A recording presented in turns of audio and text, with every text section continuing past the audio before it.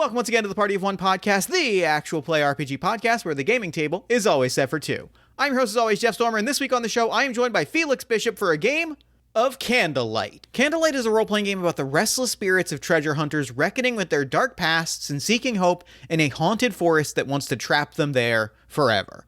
It is a one-shot rules-like game focusing on collaborative and thematic storytelling and is designed to be flexible in how you bring it to table as an epilogue for a fantasy game following character death, as a world-building prologue for a game needing a haunted forest or cursed space, or a standalone game that explores themes of dark fantasy and supernatural horror with a glimmering of hope and redemption. You can find more information about Candlelight at glowingroots.itch.io or check the show notes for more information.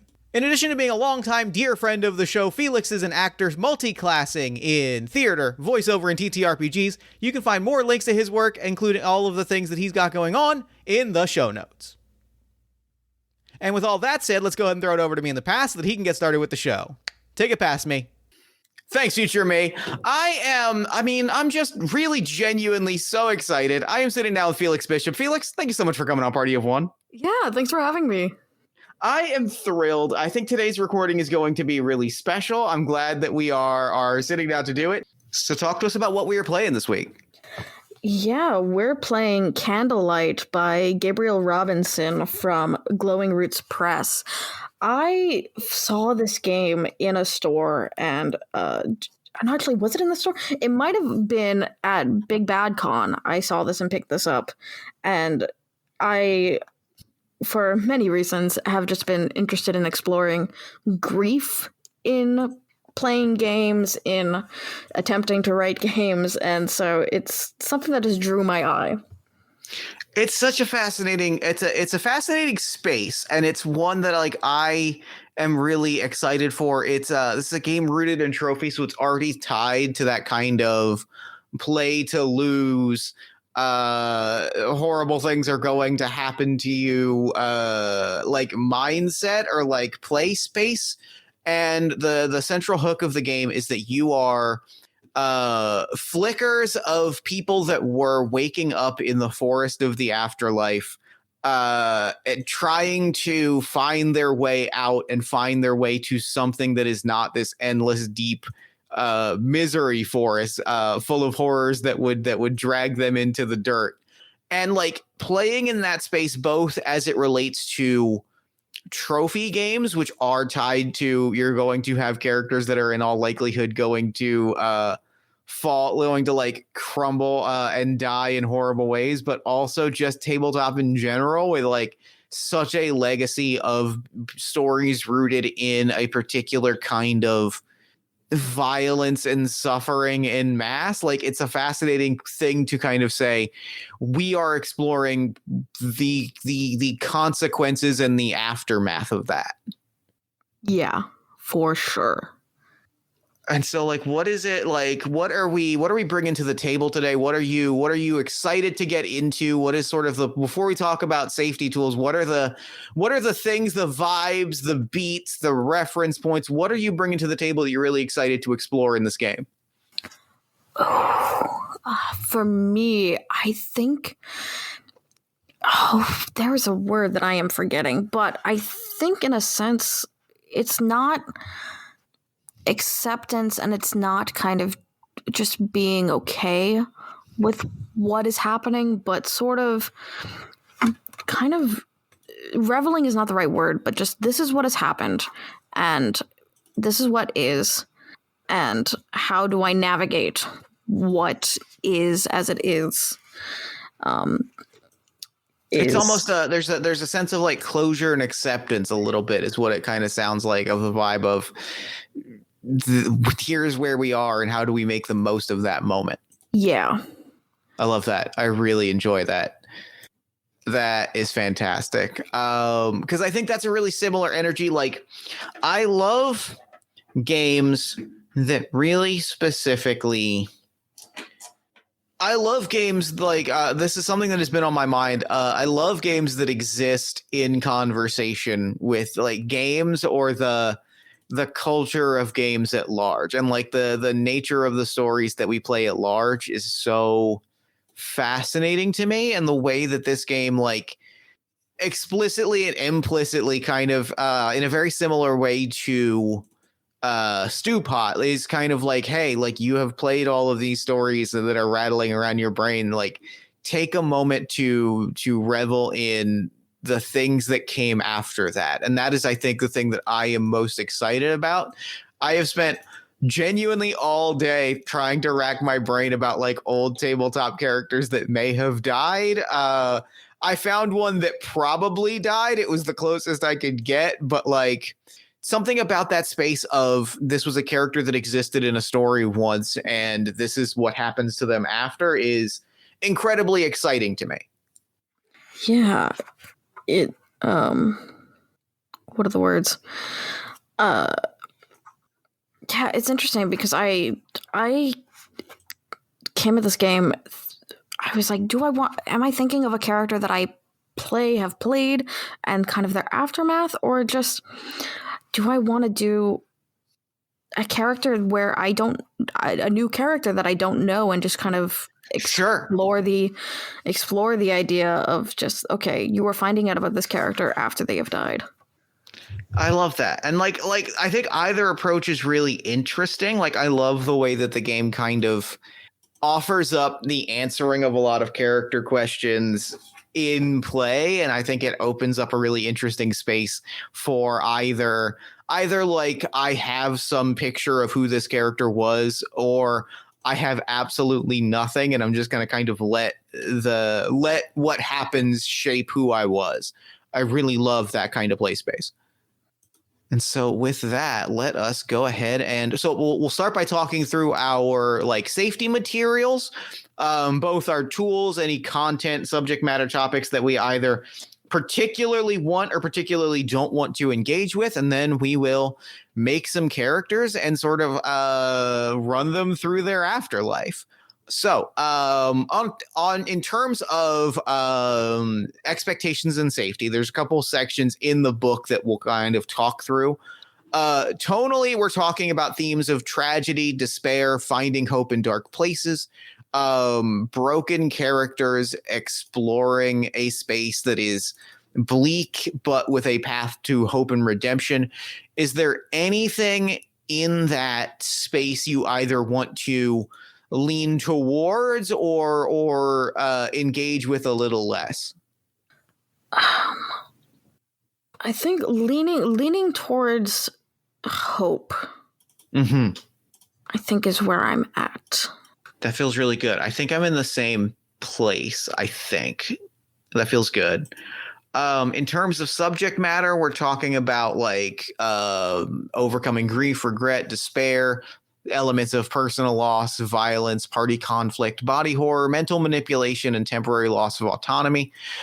Is there anything you either want to, and this is a general, I think, like a general establishment also of like lines and veils. Is there anything you either want to take off? We'll start with anything you want to take off the table, any topics you either thoroughly don't want to engage with or want to engage with like at arm's length that you're not interested in really exploring today.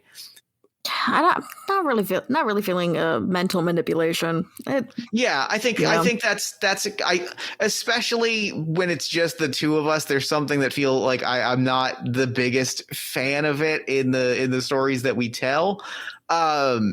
Everything else I'm like largely on the table outside of my usual lines of harm to children and non-magical animals, and then like a veil on eye and teeth stuff.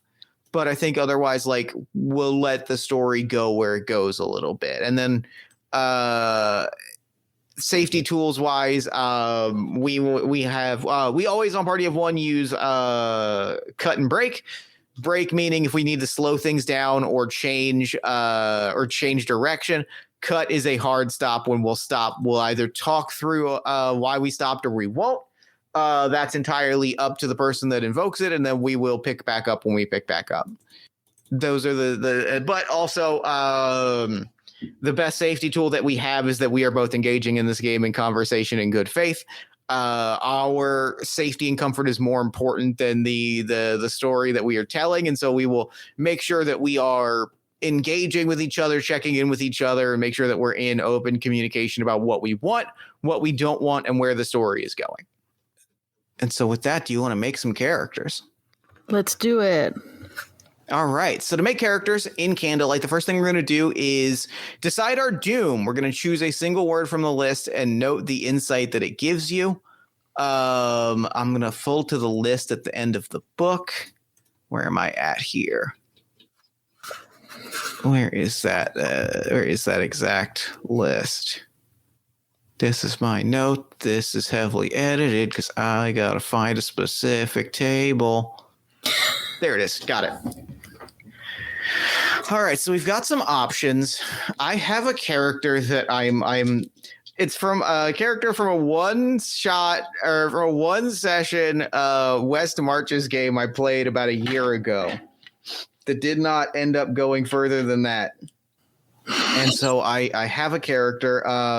They didn't explicitly die, but like they ended the session in a bad enough place with the idea that we would pick up again later and then didn't, that I don't feel like they made it out. So keeping those details fairly fast and loose for now, I'm looking at my options. Is there one that jumps out to you of our Doom options for your background? Beforehand I kind of wrote out like some things I'd be interested, curious of. It all depends on where we wanted to go. Burned interests me because it's based in what does it say? Skilled in transformation, and I'm like, yes, please. I like that. I really like that. That's great. I am leaning like I'm thinking about the scenario that we kind of ended in. I think I'm gonna go slain. I'm gonna go devoured. Especially skilled in hunger is such an evocative phrase. That feels great. All right, so we've each got you are burned and skilled in transformation. I am devoured and skilled in hunger. Next, we are going to choose 3 memories. These are occupations, significant skills of identities you possessed while alive. Let me look at my memories. Choose a memory from each list below. Our relationships, our identities, and our roles. I'm gonna take Hunter immediately if you're all right with that. That is perfectly fine with me. Wait, where even is? Oh, it's on the same page as the list of dooms, so that is page 17 in the book. It's just the next section down. Got it. I was looking at relationships and I'm like, Hunter relationship, what is that? Oh, sorry. That's my role. My role is a hunter. Sweet. I think my role is gardener. As a relationship is tough because I feel like my character had so little when I played, like had so little like characters in life that I'm not sure where I want to go with. As far as so my relationship, rival feels really good though. Sorry, which relationship did you take? I want to make sure I take something different. Well, it's funny to think of just betrayal because I was going to take kith and kin, skilled in loyalty. Great. That feels great. There it is. That's sealed up. Betrayal. And my identity is... I'm thinking of going chronicler. That feels good. I am going to go... I'm torn between fighter, survivor, and outcast.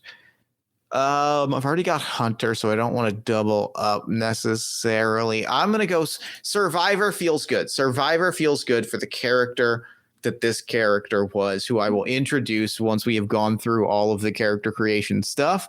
Now we're going to choose our drive, the unfinished business that keeps your spirit from rest. There's wreak vengeance, merge with wild beasts, leave a warning upon the true face of your deity.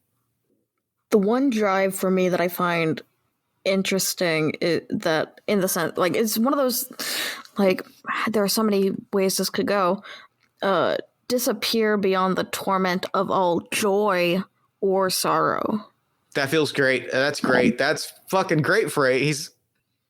Yeah. And it took me like a few rereads because I'm like, wait a minute, do I choose joy or sorrow? Is it both? What does this mean? I found the option that made me laugh, and that's the one I'm going to go with. I'm remembering the core of this character. I am choosing wreak vengeance on those who wronged you. I know the person or the entity that most specifically wronged this character. I don't know that we're going to like explicit, like there is, I think, a long list of people who have wronged my character. There's one of them that embodies that belief more than any other, but I don't know if that particular thing will come up over the session of play. And so after we've got our drives, we choose at least one dirge, the terrifying power you can unleash on those around you. You may choose additional urges by increasing your despair by one each. Note your number of dirges is always equal to your despair. If you increases or decreases, you lose or gain a dirge. Let's see. Let me look at the horrifying rituals that I can conjure. I for sure want to take Feast, drain warmth from a living creature. Nice. That's juicy. Yeah. That's very good. Yeah, when I was looking through, I was like, which ones do I want? Oh, wait, one at a time? Okay. So for having one despair, I'm going to go with animate.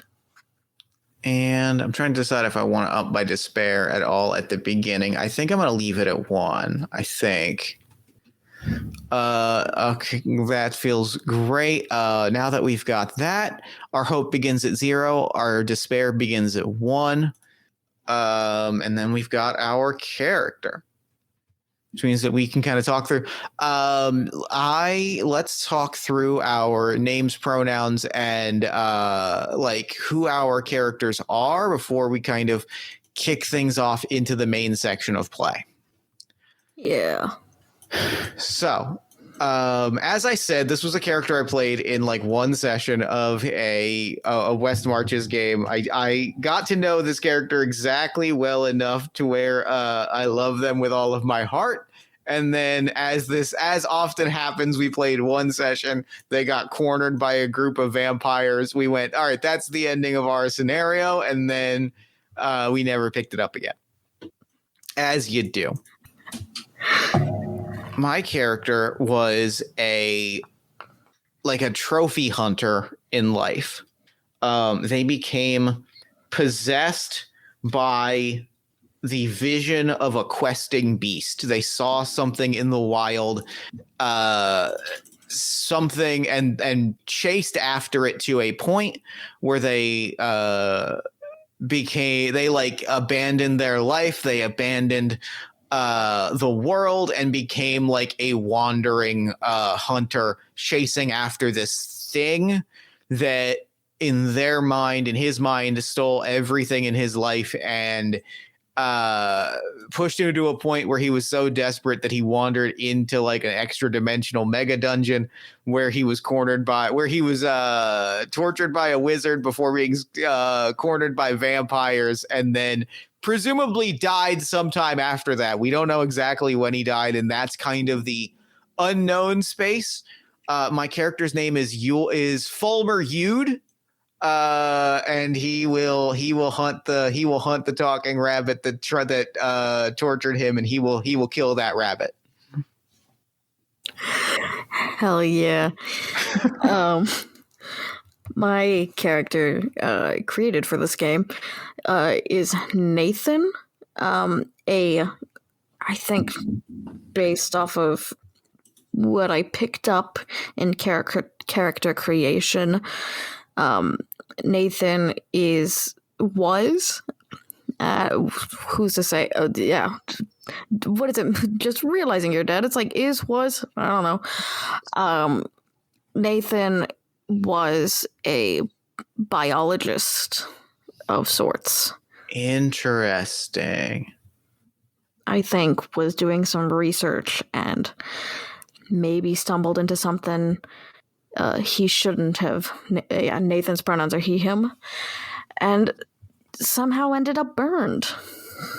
So interesting. Okay, I love this. I love this a lot. I love the implicit shifting of genres, settings, vibes. That feels absolutely perfect. That feels like a good energy. So we are going to we are going to play through the starting scenario of the game, which I'm going to pull up in front of me. We have woken up together in the heart of a dark forest beneath snow-laden pine boughs, the last embers of a campfire casting a dim glow over broken bodies and blood-splattered snow. We are like lost in this large camp. This is a site of violence where we have awoken and like appeared in this space. Whether this is a space where we met our end or something, like there is something about this flickering light of this campfire that has sort of like echoed the light of our beings into focus in this moment. I think we pick up play sort of after, I think, maybe the immediate grounding of like, where am I, who am I, oh god, what is happening, has settled. Like, we have been in this space for a little bit of time just to be grounded, and now there is this collective stillness, there is this collective isolation to where we are at this moment. What is Nathan doing in this space? There are bodies, there are blood splatters, the wood stretches in all directions. As after we have gotten a moment to like ground ourselves, where do we get introduced to Nathan in this moment? I think Nathan is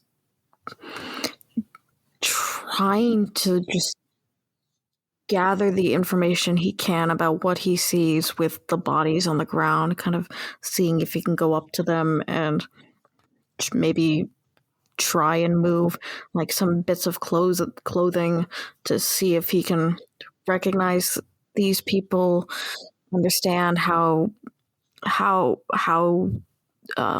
they died. Just is in information gathering mode at this point. And I think as you touch at bodies and sort of like and like poke at them, I think they are perfectly still. They are not moving, but there is a sense of the thing that you notice is that right now I am looking at the lores, the sort of opening scenarios as we move towards the first gate. In this opening scenario, I found the one that I'm going to pull on. There is the weapons on these bodies. This is the site of a battle, and the weapons on these bodies are largely stashed, are largely holstered, are largely scabbarded. Like, they are largely stowed in a way that indicates that the people that were killed here were not engaging in combat. Like, this was a fight. This was unmistakably like a battle. There are, arrows and trees. There are like clear signs, some blades sticking out of bodies, but like it is a clear sign that both sides were not there was an imbalance of power. This looks more like an ambush than a straightforward battle. And as you notice that, as you discover that, you find like we both hear rustling in the trees around us. It is clear that we are not alone, and that like whoever robbed and killed these beings, these flickering lights in the forest, they are here gathering up the stolen goods, and they have found two more bodies that have stepped out of the fire that they can rob themselves.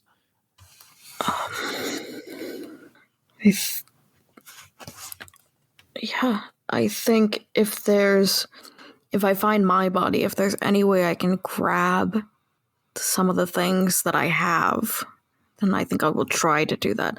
I think in kind of figuring that I'm dead, I don't know if I'll be able to physically grab things. But yeah, well, actually, see, now this is extreme. This is part of what I think is going to make this game in this scenario so interesting. Is like, so much of this is unknown to us in this moment, and like the sort of mutual discovery of things, and the magic of shared sort of discovery of. We are finding things as we describe them. I want to say, I think like there is a possibility that your body, though whether or not this was a place where you died, I think that the metaphysical nature of the forest, your physical body may also have passed through the fire, whether or not this was the place where you died.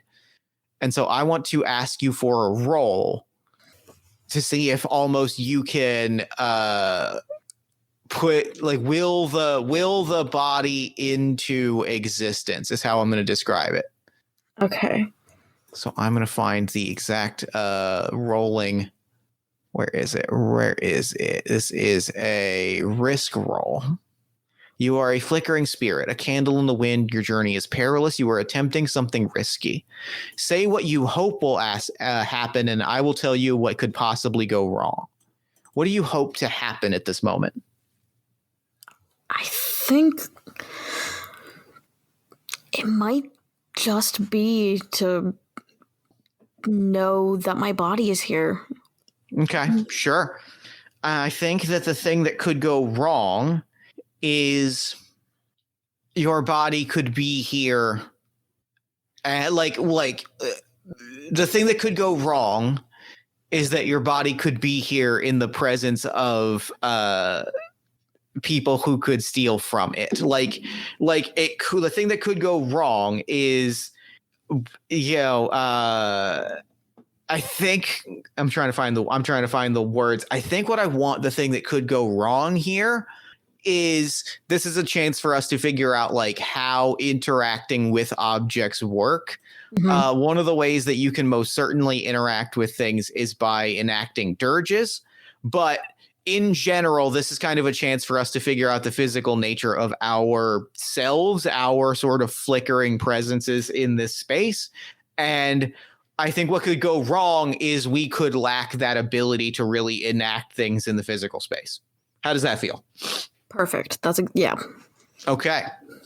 So now I'm going to have you build a dice pool. Okay. Take one light die. Do you have any memories related to this task? Related to, I'm going to say this task, but also like, do you feel you have any memories related to this space, being in this space? Is anything about this environment familiar? Are there memories that are coming to mind as related onto your character, like related to the items on your character sheet? Is there anything on here that strikes Nathan as familiar?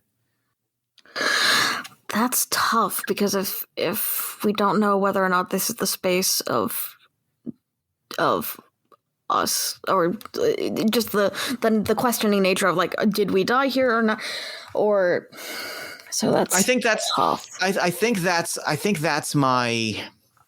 Like, I think that's maybe a better way of asking the question of like, is this, how foreign, based on the memories on your sheet and your vision of Nathan, how familiar or foreign as it relates to your memories is this environment? Because I think that also gives us an opportunity to identify, like, is this a place where we died? Is this a place where one of us died? Have we awoken in an environment where neither of us died? Yeah. I think maybe because Nathan seeing a campfire could trigger the fact that he was burned. That feels good. So that might spark something in him, but I like that. I think there's a connection there. And I think that's, especially as we kind of like flesh these moments out, I think that's the energy that we're chasing, is like, as we get to know these characters with such big blank spaces on our stories, I think a big part of it is going to be, how are the scenarios and the gates that we are coming across and the moments we find ourselves in telling us what happened to us in life, right? And I think that seeing that campfire evokes something, and I kind of want to. So take a light die and then just like hold that thought in your mind as we kind of flesh out this moment, because I think that's going to be a little bit of the how do you even describe? That's going to be a little bit of the vibe as we throw each other these kinds of questions and scenarios. Is what about the scenarios we find ourselves in, as described in the text, are evoking things for us? Mm-hmm. Okay. So I'm rolling. What am I? So it's so you're adding a light die to your pool. okay. So next, I have a question for you. Let me find the risk roll again. You have, as you are a being flickering in the ether, you can offer a prayer to gods, saints, whatever, to the ethos in the hopes of achieving your ends. You can make a desperate prayer. You can call out to something. You won't even know what it is. You'll simply declare that you are making a desperate prayer, and I will suggest an entity that can respond in the cost that would come with their aid. And if you accept, you will gain an extra light die, and a thing could happen. So, like, is this a moment where you feel like Nathan would be making a desperate prayer? I don't think so. Okay. Are you willing at this moment to risk your fading light for a chance at success? No. And finally, are you going to enact a dirge, or does the flickering flame, like, do you have a flashback to life at this moment where you ask your mortal life for guidance and pull on do you full on have a flashback to something that happened in life? Are either of those things going to happen here? I think a flashback is going to happen, because if the campfire is like sparking for Nathan this idea of like what happened then. Interesting. Okay. So, fundamentally what a flashback represents is asking what happened here and what might have gone wrong in the past. Other players may participate by adding a dark die for facing their tragic past, and all players involved are affected by rolling the dark die and taking the highest result, and then we'll determine what happens from there.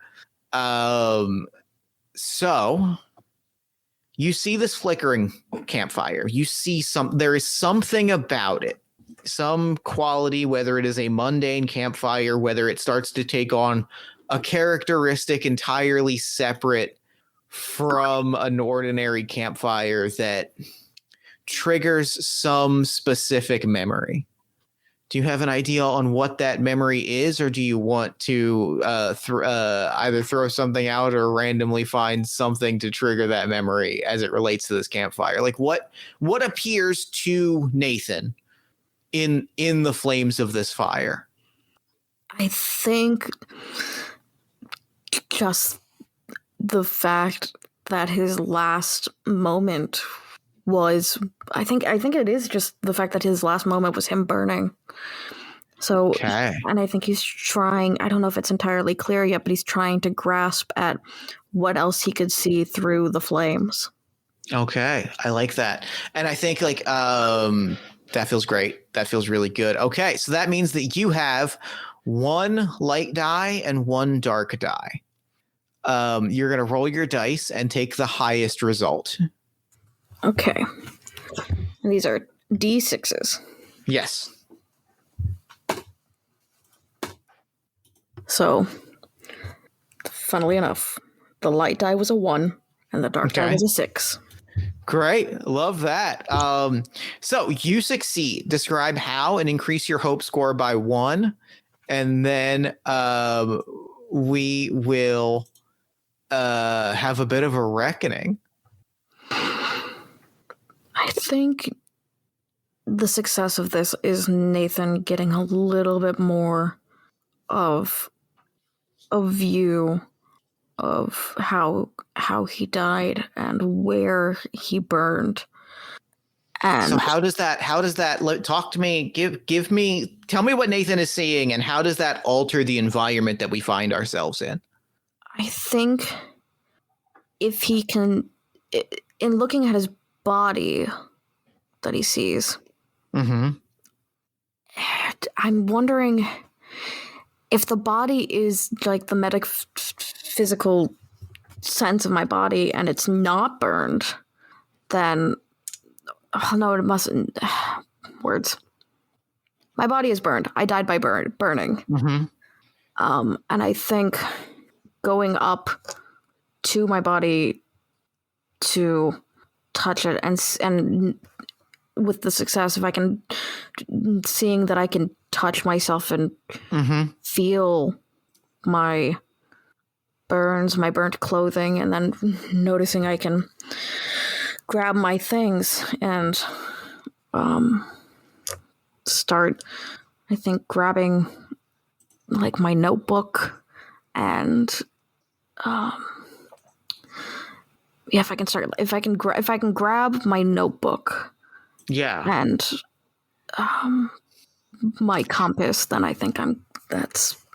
And I think what happens is, like, you see your notebook and your compass, and the notebook is burned. When you see it on your body, burned as it is, the notebook is burned beyond recognition. It is charred to a crisp. It is looks like it is already like ash that is crumbling onto the rest of your body.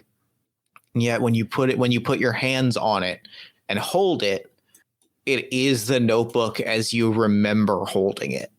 Like, you can pick it up. It is, you still kind of see it burned into ash on your body, but you can hold it as though it was in your memory. You can kind of enact your memory a little bit onto the space, the objects that you hold, and the space that you occupy. And I think we see the space around us change a little bit, and it, like, the campfire kind of, I think, spreads. We don't necessarily feel heat, but there is a spreading of fire around as the memory of you being burned takes shape around the forest that we find ourselves in. Now we get to have a reckoning. Echoes of your last moments pain you. At each turn, these memories test your resolve, either brightening your hope or deepening your despair. You roll a 1 through 3 on a risk roll or flashback. Or rather, what happened here? You rolled a 6 on your dark die, which means that you activate a reckoning. If you do, your which means your despair increases by 1 as well. Like, your hope and despair both increase by 1. What is the pain that you feel as this fire spreads through this forest clearing? Like, what is the sensation? You know, what pieces of your memory take shape around you to kind of, like, forcibly enact your memories onto the environment that we exist in? I think what immediately comes to mind is just this sense of confusion and words. It's a sense of confusion in the sense of just how did this happen? Not in the questioning of how it actually happened, but just how could this happen? How could this have happened? And I think if I can throw out a vibe suggestion, that confusion manifests by way of the clearing is less clear. Like the space that we find ourselves in is less comprehensible. The clearing closes off the pathways around the campsite become sort of geometric and winding and crisscrossing and bending backwards on themselves. And what was a space that made sense makes a little bit less sense. Like that confusion that you're feeling unmoors us from the forest that we find ourselves in. That sounds good. And I'm trying to decide what I think Yulmer is doing. I think Yulmer is straight up like immediately. And I'm going to ask you to frame this as I frame this and prompt me with a challenge a little bit. Like, what is unfolding at this moment? I think Yulmer defaults back to defaults back to who he was in life the second that he hears snapping of twigs and sees, daggers and backs and goes, well, there's people coming to do violence on us, and it means it's time for me to do violence on someone. Like, I think there is an immediate grasping at that vengeance and that anger to go fuck up somebody's day if they are coming to fuck up Yulmer's day. Mm-hmm.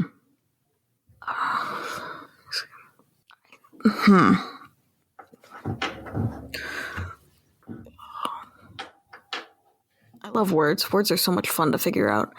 Nope. Is Yulmer waiting, or is Yulmer being proactive about? I think proactive. I think it's a great question. I think proactive. I think Yulmer has gone on the hunt specifically. I think Yulmer has made the move to like the second and it's almost a defense mechanism. It's almost an emotional defense mechanism. It is Yulmer has found himself in this situation that is so kind of nerve-wracking and foreign and existential that the second that he has something to grasp onto, which is his life as a hunter and as a doer of violence, that is the thing that he has grasped onto. So he is seeking out wherever these pillagers are and trying to simultaneously drag them out and also find where they are so he can get the jump on them. So I think he is actively seeking someone out. Okay, then is he using anything? So he's using his experience in life to be able to initiate this search, but is he using? Yeah. What is he using? Where, like with Nathan and using experience in life to investigate? Is there? And I think I'm just trying to connect this to the roles. Oh, sure. I think that this is a memory. This is a memory of I am using my. Oh God, I forgot the actual. Hold on, now I gotta remember the actual. I am using my role of a hunter. I am a hunter, and I am declaring these. These bandits my prey. I am.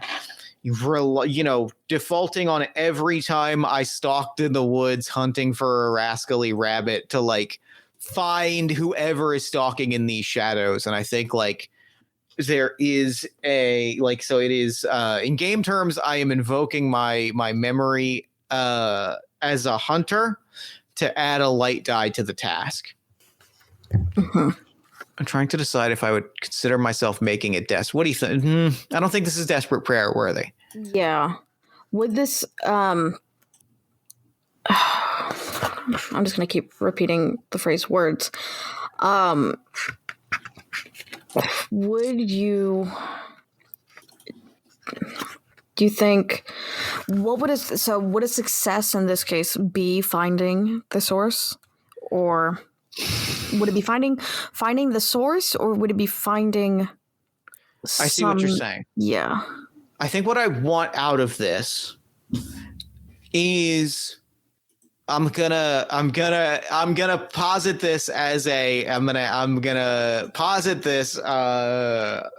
gonna raise my stakes for success, knowing that means that the worst things that could happen are gonna be that much worse. I think this is I want to find and kill. I think this is I want to find, disarm, maim, or kill whoever is out here hunting, whoever has done this specifically. And so I will ask you, what could go wrong with this mission? What could go wrong for Yolmer? It might not be that he finds what he's looking for, but it finds him. That fucking rips. That rips. That's good. I like that. Okay. I accept these terms. And I am willing to risk my fading light for a chance at success. I don't think I'm going to use my dirge at this moment. I'm trying to decide if I want to add a flashback. No, I'm going to roll with 2 dice. I think this is strictly instinct. This is instinct training and almost autopilot for Yolmer. That's great. Cool. I am also having a reckoning because that's boxcars. That's double sixes. Oh my god. All right. This goes both as well and as poorly as possible. I will describe how I think it goes as well as possible. Do you have a thought on how this also goes as poorly as, like, existentially? I think I get what I want, which is to find these bandits and like make quick work of them, right? Like, I think they are existentially not a threat, and I make quick work of this. What's the far worse thing that happens, and or the way the landscape changes as a result of that action? Either it's like you get them and dispose of them, and then you think you're done, and somebody else comes along that you have no idea about, or like, this is what's going through my head, or just something in doing this has now made it so others are alerted to your presence. I really wish that you hadn't given me an either or, because I know because I'm gonna Jeff Stormer this. I know I'm gonna do it. I'm not thrilled about it.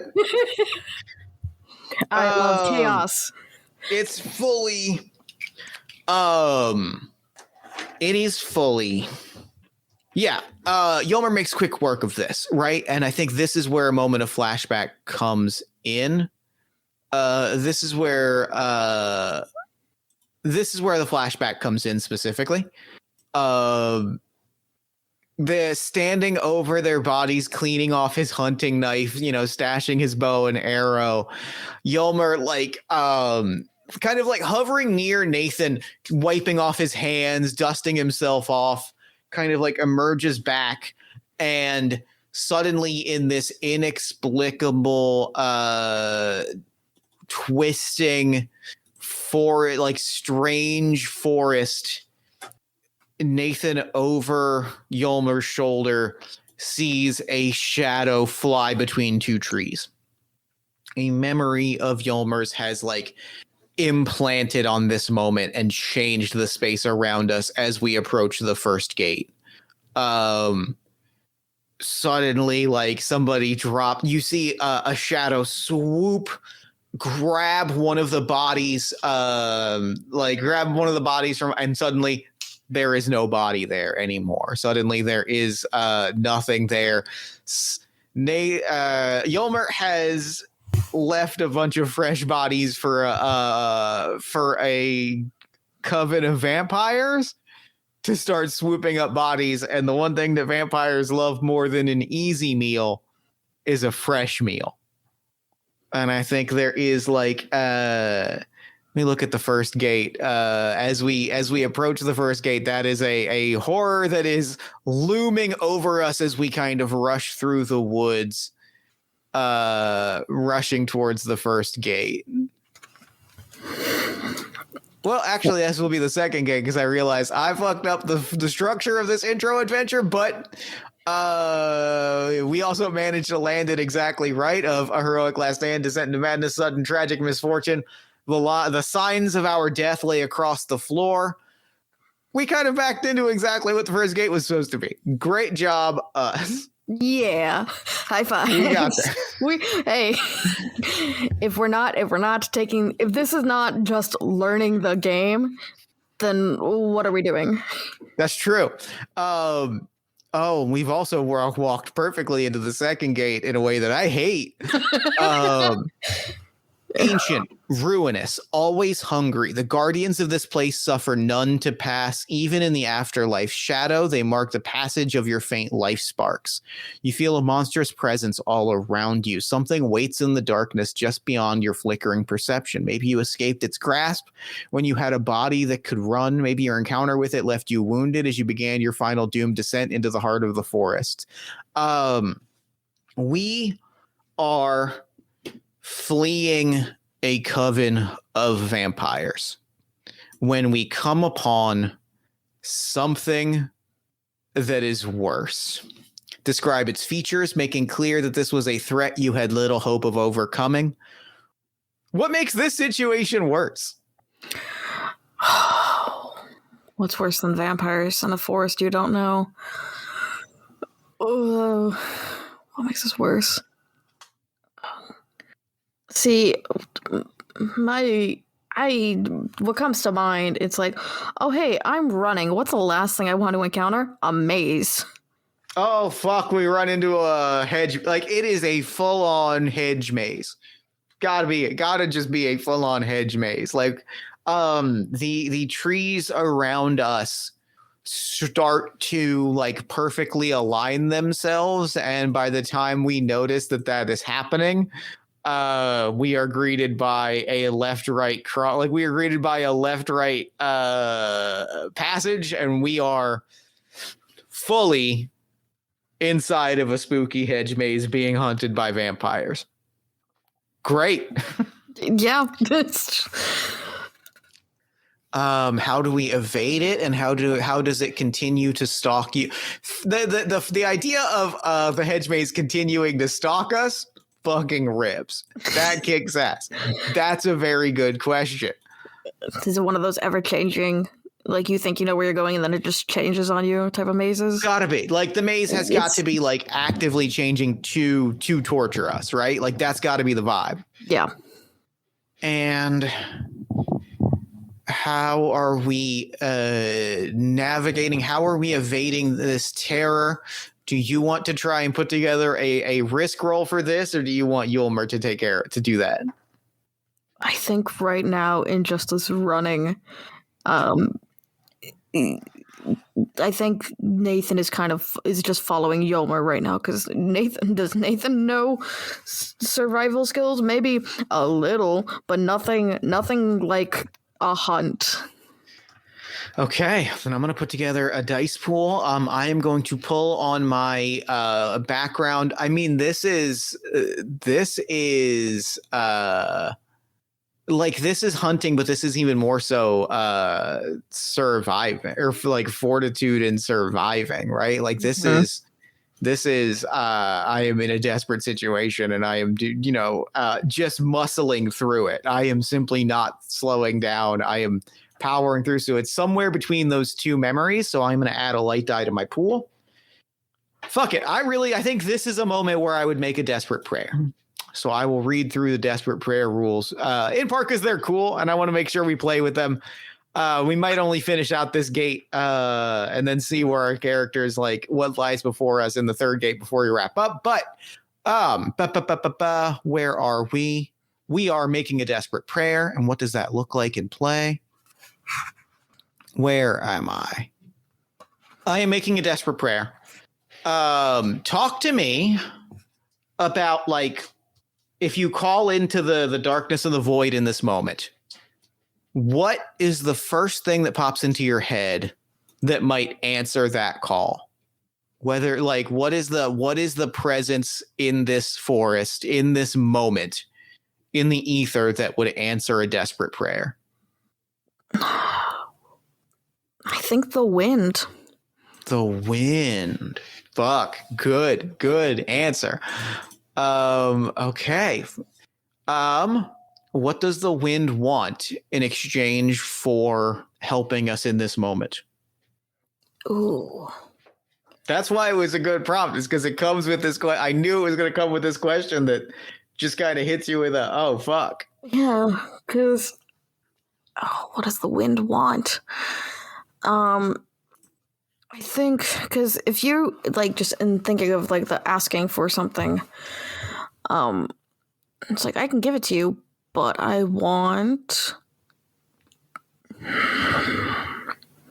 Oh Jesus, no. If something popped into your head that made that reaction, I think I got to know what it is. Yeah, because I think it's just because the wind. I don't know. I'm thinking of like how the wind can be like a guiding force. Well, why would the wind guide you? Why does the wind set your sails? Mm-hmm. Something about wanting to help people to freedom. And so what would the wind want in return of guiding you to your freedom? It would be... I mean, it wants... If it is like, they're like hearing you say all of that, what jumps out to me and what I think like I want to pot, like what stands out to me is like, it is curiously like the wind is offering us freedom in this moment, but like the purpose of wind on a very high, like in a moment like this, like in this level, at this level, is like you just said, like it guides you somewhere, like it is guiding you to something. And so like it's offering, if what it is offering in this moment is freedom from this hedge maze, perhaps what it is asking is to decide where we are going next. How does that feel? Yeah. It's sort of like this illusion of choice. Just like, you can, yeah, I'll help you get to where you need to go, but I'm going to take you this way. And I'm going to say where it is that you need to go. Like it is this false illusion of choice is a very good way to put it, of like, it is telling us like, I will guide you through the maze, but you're going to end up where I'm going to drop you off. Mm-hmm. Okay. I am risking my flickering being here, and there is a flashback at this moment. So which color dice am I adding? I am adding a dark die. I'm going to enact a dirge here. I'm going to enact a dirge. Which means I'm rolling 1 light die and 3 dark die, which is not a great feeling. Did we expect great feelings in this game? Valid. The dirge I am enacting is feasting, draining the warmth from a living creature. The thing vampires crave most of all is warm blood. So like flickering in the light, or like flickering in the wind as we run, like Yolmer closes his eyes and like his skin kind of like pales out as though his body temperature has dropped 20 degrees, and Like his veins become more prominent as he drains the warmth from these vampires, hoping to essentially blood starve them out as this sort of like horrific eldritch power courses through him. And I'm going to roll 4 dice, 3 of them dark, 1 of them light. That is the light die is a 1, so that's great. Love that. Which means all 3 dark dice are higher, which is great. Oh my god. That is a 6, so we succeed, increase hope by 1, and also increase despair by 1. Whoo boy. Whoo boy. But it worked. It did work. And I'm looking at the gate. Player questions for each gate. The reckoning question here is, how has the forest begun to change you? Great. Fuck yeah. I'm gonna ask, so how did the forest change Mothwings? Fluttering on the wind, blood, like a burst of blood, and with an agonizing scream, a pair of big giant moth wings burst out of my back, and I am like hurled to the ground before a burst of wind kicks under my wings, hurling me into the air. The wind is carrying me to the next destination, which means Nathan is confronted by something. The wind itself has taken Yulmer. Is Nathan trying to come along for the ride? And are you trying to exert a will on the wind as you do so? Or is this a place where we part ways? I think in having kith and kin, in loyalty, I think gonna try and stick with Yulmer, and maybe is like trying to reach out to like grab a hand as Yulmer is going away, and we'll see if Yulmer takes it and is running along trying to go with. I love that. I think that the thing that could go wrong here is the wind could be ungrateful that you are trying to hitch a ride without offering it proper tribute. You add a light die for your kith and kin memory. Are you making a desperate prayer? I don't think so. I think I am just... Yeah, I don't think I'm making a desperate prayer, because I think I am just trying to see what is happening and where the wind is taking us. Are you, what's the phrase? Are you willing to risk your fading light for a chance at success? You know what? Yeah. Okay, add a dark die, and are you going to enact a dirge or a flashback? I don't... How many display do I have? Oh. Let me see what the second... Oh, I'm supposed to take... We're both supposed to take some extra dirges. Fuck. Great. Yeah. I have 2 to spare. And my second... Because I have my... Yeah, I have 2 to spare. My first dirge is animate. My second one is... If I can find it. Where'd it go? Thread. I'm taking my second one as dread. Chase away animals or people with the fear of death. Yeah, thread is follow the path of someone who came here before. So I'm wondering if maybe if I end up in the air with Yulmer, I can see maybe a path that somebody has taken. That feels really good. That feels great. Add a second dark die to your pool, and then give us a roll. Okay, so it's 2 dark die and 1 light. 1 light. Yep. Okay, so 3 die total. Okay. We have a 5 and a 4 on the dark, and a 2 on the light. All right, that is another reckoning. That is a hope. That is hope and despair increased by 1. We each get another dirge. My third dirge is tangle, holding a person or animal in place. Yeah. My third is I think this is what made me think of it.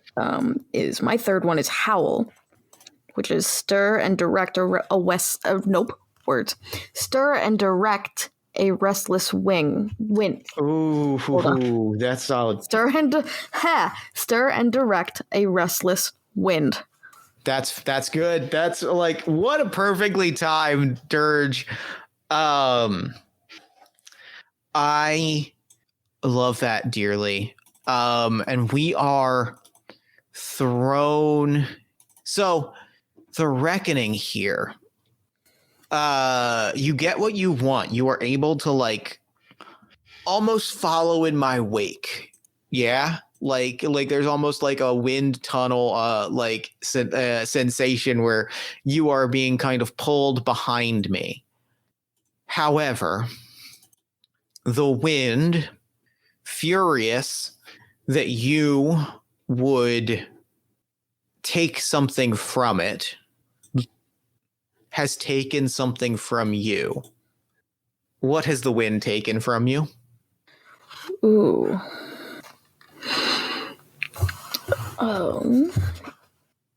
Wait, where? Okay. Where is this in? Oh, this is just a question I was throwing out. There is the list of player questions on, what the fuck page is that? That is page.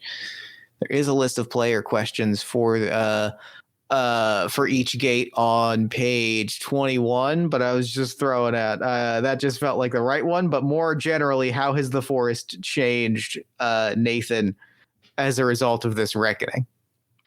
Got it. I think what has been taken from Nathan and how Nathan has changed. I think words. I think Nathan carried a compass. Yeah. And so I think Nathan was following direction. And I think what has been taken from Nathan is, I mean, in all of this, it's kind of just the sense of self in knowing what I'm doing. And so I think what has been taken from Nathan is, I think, a little bit of his understanding of self. Love that. And we are thrown into the aether. We are thrown through the air, landing in a distant section of the forest. I would love to like set up the next gate as sort of our closing beat, like what we see, what pieces of our respective life are waiting for us, especially because the third gate is reminders that the party came here hopeful, joined in steady purpose, sharing stories of past exploits and a plans for a life back home. This is a moment of respite. This is something from our collective life. And that's such a good moment to encounter the second you've lost that sense of self. Is there sort of like what here is both familiar and foreign as you kind of lose that tethering to the life that was before. And so that is the big question that I want to throw both of us as we kind of like land in a space that is unfolding before us. That is the blending and blurring of where we were in life, of like the place that we lived in life. What detail, like what detail from Nathan's home has spread out? Has the forest started to spread out before us? Like what incongruous element from Nathan's life has started to take shape in the forest around us? I think Nathan being a biologist and specifically studying plant life might see if this is an unfamiliar forest in a sense. I think starts to see the plant life of like the of home, just like the forests back home had these flowers and these trees, not the ones we found ourselves in. That's great. That's awesome. I think the same question for Yulmer. I think what we see, I think the final thing that we see, the final space that we inhabit, for a moment it feels like home. For a moment, the plant life stops being this sort of like dying pine trees and like endless winter forest and starts looking like the plant life that surrounded you in life, in your studies. And you're watching it change in real time. Like we've been hurtled into this clearing. We land with a thud. We bounce a little bit, and we see this like clearing start to take the shape of a forest from back home. And Yulmer stands up, dusts some dirt off, and then there is a rumbling under the desk. Or under the desk, as Jeff shakes his desk for dramatic effect, something that you, the listener, will not hear, and also will make him say the wrong thing. All funny. It's our environment too. Stands up, shakes off the dirt, and the ground underneath us both begins to rattle. And then there is a burst as a colossal, seemingly endless, seemingly quantum, seemingly infinite tower spirals into the sky, almost throwing us backwards. This is the infinite tower in which Fulmer Yude. I keep almost saying the other name, despite the fact that the whole joke of the name is that I reverse the letters and it stops being a joke if I just call him Elmer Fudd. That stops being a joke, Jeff. That's just his fucking name. Yulmer. It took me until right now because I was like, oh, that sounds like, oh, God damn it. I keep being like it's Fulmer, it's Fulmer Yude, Fulmer. I think it's Fulmer. Doesn't matter. I've been saying Yulmer, so I'm like, oh. I think I ended up actually reversing because I swapped the F and the E, and so in my mind it was supposed to be Fulmer Yude, but then I think I swapped them back to make it Yulmer, and it became EUL. The name is scrambled. The name is gone. It's Yulmer, so good.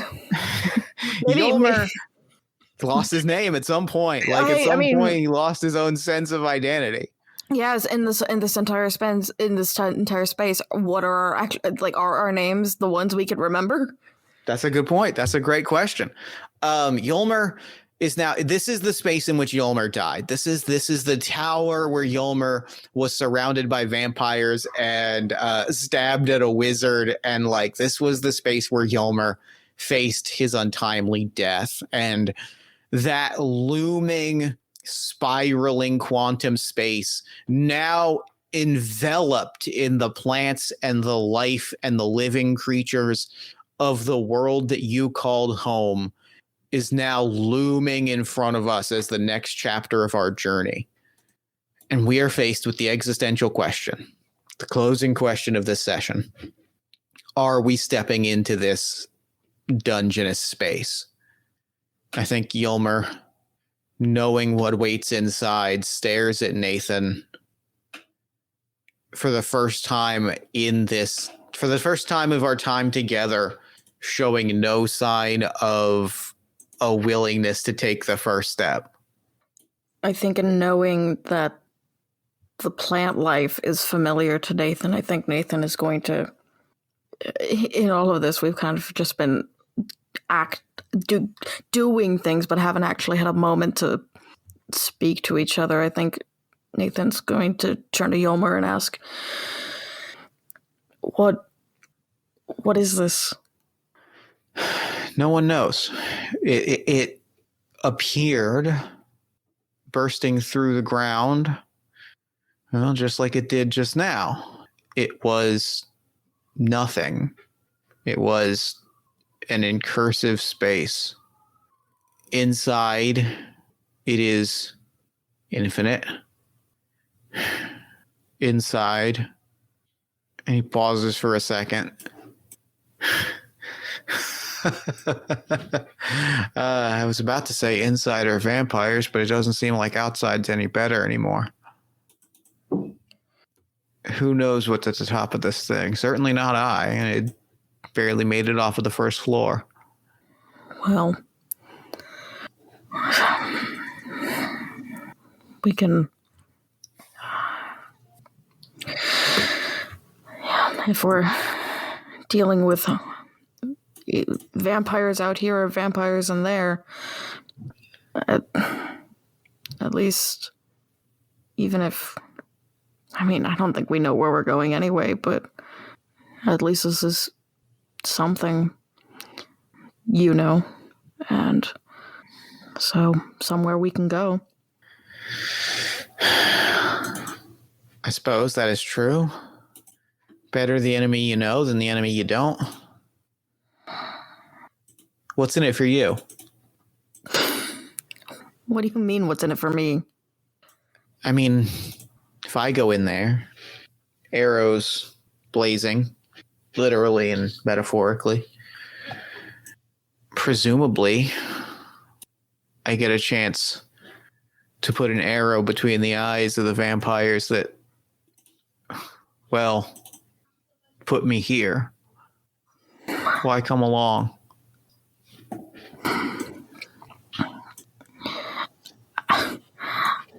I mean, there's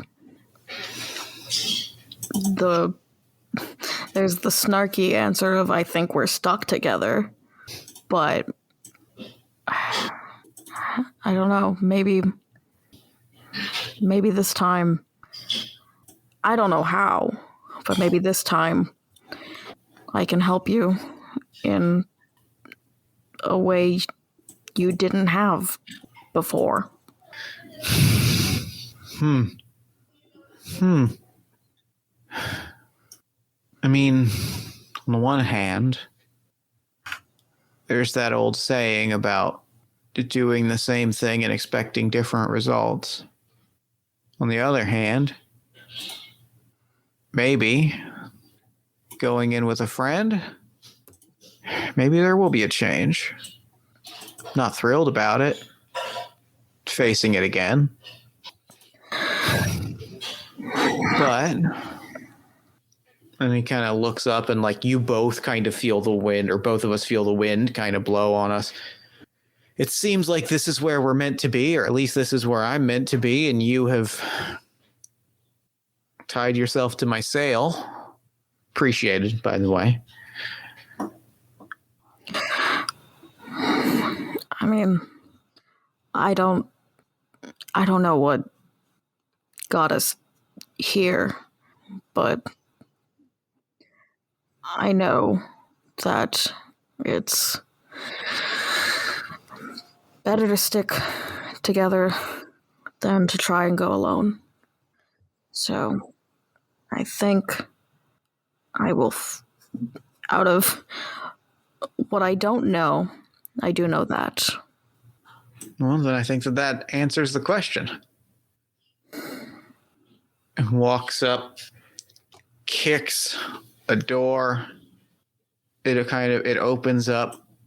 A sprawling dungeon space lies before us, and we walk inside.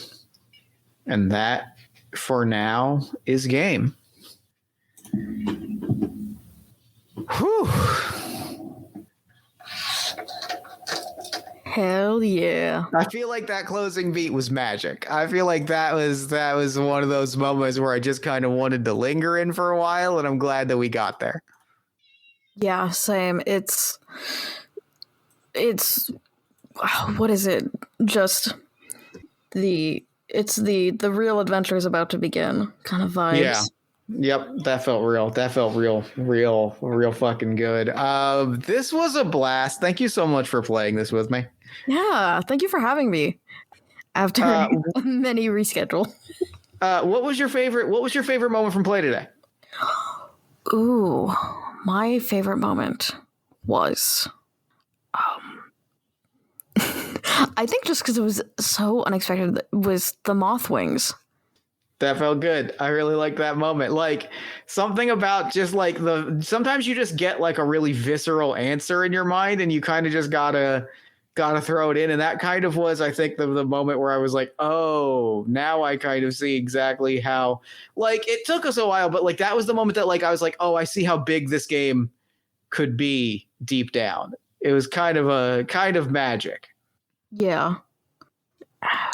It's one of the, yeah, because I think part of the reason I wanted to play this game is because like I'm looking at the rules and I'm like, okay, this is cool. How does this put into practice? How do we do this? And so I think after just getting it going and getting the ball rolling, and then it's like, okay, now we can sit into this and get playing. Mm-hmm. I think there's something magic there. This was spectacular. Thank you again. This fucking ruled. I'm really happy with this. Before we wrap up, where can people find you and your work online?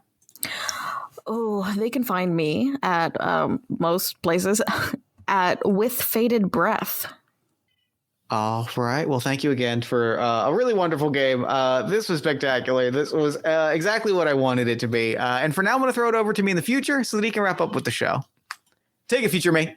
Thanks, Bass Me, and thanks again to Felix for coming on the show. That game was wonderful. It was fascinating and interesting, and it, like, as we went and continued to explore this sort of deep metaphorical forest, like, we ourselves found so many, like, things, and, like, you could feel us, like, reaching and grasping and grabbing onto the things, and when we finally, like, hit the ground running, like, that was the moment it all clicked into place, and, like, that was a really cool, wonderful session. Be sure to pick up your own copy of Candlelight at glowingroots.itch.io. Be sure to check the show notes for links to everything that Felix has going on, and be sure to follow him on social media at withfadedbreath.bsky.social. You can also find us on pretty much whichever social media you prefer at Party of One Pod or Jeff Stormer, depending. And if you enjoy the show and you want to support it, there's a lot of different ways you can do that. Subscribe to our newsletter at buttondown.email/partyofonepodcast. And join our Discord community at bit.ly/partyofonediscord.